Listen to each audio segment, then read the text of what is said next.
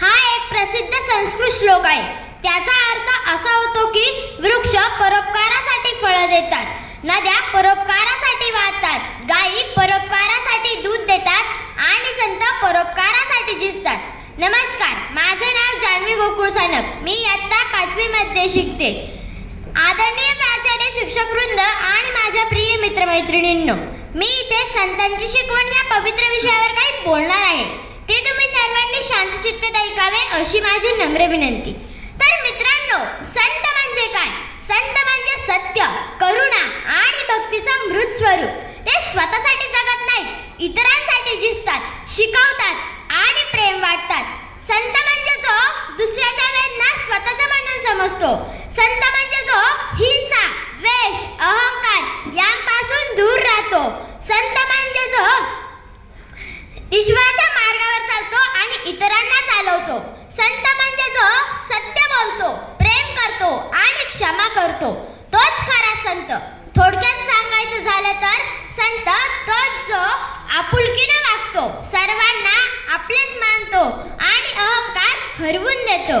जसं की एखादं दीप अंधारात प्रकाश देतं, तसेच संत अज्ञानाच्या अंधारात ज्ञानाचा उजेड देतात. ते कोणतेही पद, पैसा किंवा प्रसिद्धीसाठी नाही, तर समाजाच्या कल्याणासाठी जगतात. संत हा एक असा दिवा आहे जो स्वतः जळतो पण इतरांना प्रकाश देतो. ते म्हणजे जिवंत ज्ञानाचे रूप. त्याग और सेवा है उनका धर्म, हर दिल में जगाए ईश्वर का मर्म. त्याग और सेवा है उनका धर्म, हर दिल में जगाए ईश्वर का मर्म. नफरत को मिटा दे, करे उजियारा, संतों का जीवन है जग का सहारा. संतों का जीवन है जग का सहारा. मित्रांनो, महाराष्ट्राची ओळखच संतांनी घडवली. या मातीत संत जन्मले, वाढले आणि समाजाला एक नवा विचार देऊन गेले. त्यांनी केवळ आपल्याला भजन कीर्तन शिकवले नाही, तर माणुसकी, स्वाभिमान, सहिष्णुता आणि कार्यशीलता याचा महान तत्वज्ञान दिलं. संत ज्ञानेश्वर, संत तुकाराम, संत एकनाथ, संत रामदास, संत गाडगे बाबा यांच्या शिकवणीने आज कित्येक पिढ्यांना योग्य मार्ग दाखवले आहे. जो दिया वो जाएगा, जो बाटा वो रह जाएगा. जो दिया वो जाएगा, जो बाटा वो रह जाएगा. संतों का ये ज्ञान जीवन में रंग लाएगा. संतों का ये ज्ञान जीवन में रंग लाएगा. संत शिकवणुकीमध्ये मानवी जीवन केवळ आनंद आणि उपभोगासाठी वाया जाऊ नये यावर भर दिला जातो.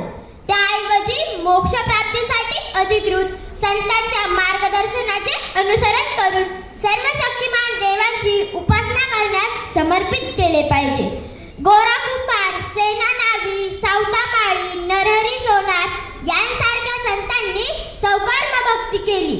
लोकांच्या रोजच्या कर्मात भगवंत पाहण्याची शिकवण त्यांना दिली. संत रामदासांनी स्वराज्य स्थापनेच्या कार्यासाठी लोकांची मने घडवली. संतांनी नेहमी समाजाच्या सद्गुणांची पाठराखण करत वाईट वृत्तींचा नाश व्हावा यासाठी जनजागृती केली आणि समाजाला सतत आदर्श आणि प्रेरणा देण्याचे कार्य त्यांनी केले. ना मांगो दुनिया से, ना झुको किसी राज से. ना मांगो दुनिया से, ना झुको किसी राज से. जो पाया संतों के वचनों से, ना मिलेगा किसी ताज से. जो पाया संतों के वचनों से, ना मिलेगा किसी ताज से.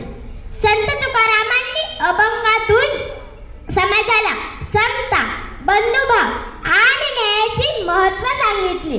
संत ज्ञानेश्वरांनी ज्ञानेश्वरीतून भगवद्गीतेतल्या तत्वज्ञानाचा अर्थ समाजाला सोप्या भाषेत समजून सांगितला. संत चोखामेळा यांनी अस्पृश्यतेसारख्या अन्यायाविरुद्ध आवाज उठवला आणि लोकांना समतेचा संदेश दिला. या सर्वांमुळे आजही समाजात संतांची शिकवण एक मार्गदर्शक ठरते. म्हणूनच तर ती काळाची गरज आहे. चला तर ही संतांची शिकवण उराशी धरूया आणि एका नव्या पिढीला चांगल्या कृतीची मशाल देऊया. मला बोलण्याची संधी दिल्याबद्दल खूप खूप धन्यवाद. जय हिंद, जय महाराष्ट्र. धन्यवाद जान्हवी, खूप छान.